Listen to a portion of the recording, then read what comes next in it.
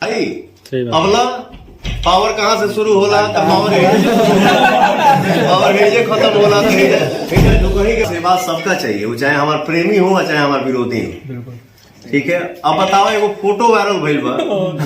हाँ भैया, मान लीजिए हम किस पार्टी से जुड़े हैं, ठीक है, ध्यान से सुनिएगा आप लोग हमारे परिवार हैं। हम किस पार्टी से जुड़े हैं, मान लो अगर एयरपोर्ट पे हम उतरे, चाहे हम कहीं फ्लाइट से जा रहे हैं और दूसरे पार्टी से ये हमारे दीपक जी मिल गए, तो क्या मतलब इनसे हम हाथ नहीं मिलाएंगे, गले नहीं लगेंगे?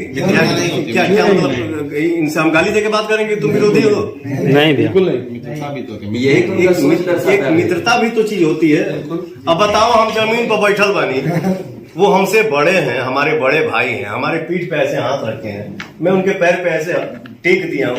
अब बताओ ये का न्यूज बना होता है?